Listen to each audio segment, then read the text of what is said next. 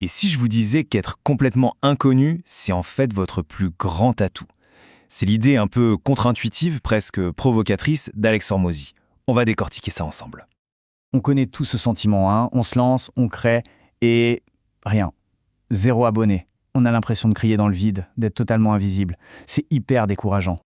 Mais justement, et si ce vide, cette absence de public, n'était pas du tout une faiblesse, si en réalité, c'était une arme secrète? C'est là que le raisonnement d'Hormozy devient super intéressant.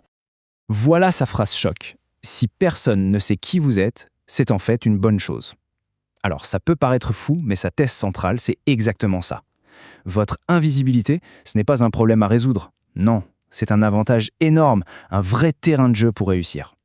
Ok, alors concrètement, c'est quoi cet avantage? On va voir le premier point.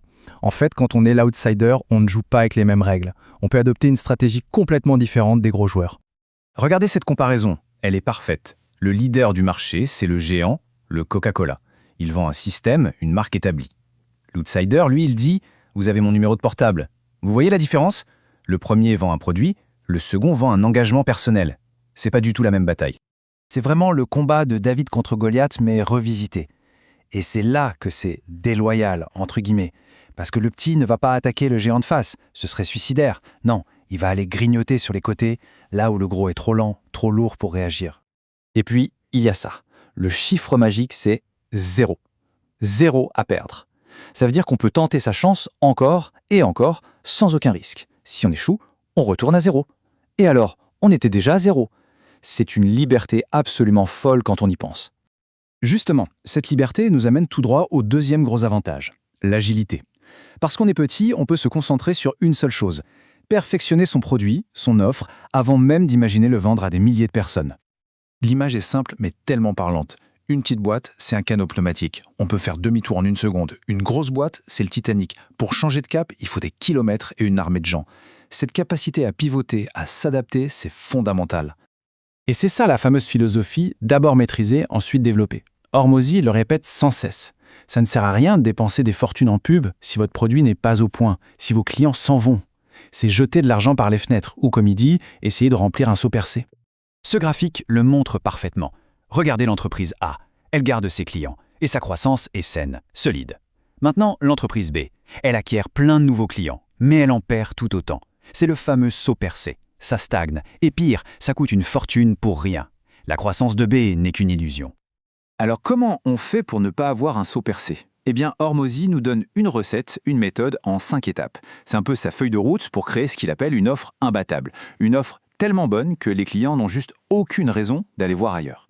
Bon, imaginons qu'on a réussi à créer cette offre parfaite. Le troisième avantage d'être inconnu, c'est que la compétition est à notre taille. Les problèmes évoluent avec l'entreprise. Au début, les batailles sont plus simples et les ennemis beaucoup plus petits. C'est un peu comme un jeu vidéo. Au début, le boss à battre, c'est soi-même. Sa propre flemme, ses doutes. Puis, c'est la famille, les amis qui ne comprennent pas. Ensuite, ce sont les premiers employés.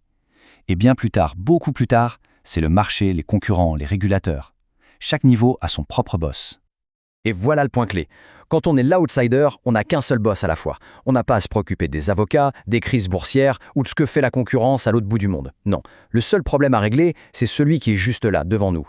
Et ça permet d'être incroyablement focus et efficace. D'accord, tout ça c'est bien beau, la théorie est géniale, mais en pratique, on fait quoi? Comment on se sert de ce statut d'outsider pour justement arrêter de l'être? Comment on passe à l'action? La réponse d'Hormozy est hyper simple, c'est la règle des 100. Il dit, choisissez une de ces 3 actions, pas les 3, une seule. Et faites-la tous les jours sans exception. Le but, c'est de faire un volume tellement énorme que la chance n'a plus rien à voir là-dedans. C'est de la pure discipline. Parce que c'est ça le vrai secret. Si les résultats sont irréguliers, un jour ça marche, le lendemain non, c'est presque toujours un problème de volume. On n'en fait tout simplement pas assez. La solution, c'est l'action massive, constante. C'est pas de la magie, c'est juste des maths. Et pour finir, on en revient à la question essentielle. Tout ce qu'on vient de voir, ça ne sert à rien si ça reste de la théorie. La seule question qui compte, c'est celle-ci. Qu'est-ce qu'on peut faire là, maintenant, que le leader de notre marché est tout simplement incapable de faire? Quelle est cette chose unique? La réponse, c'est ça, votre véritable arme secrète.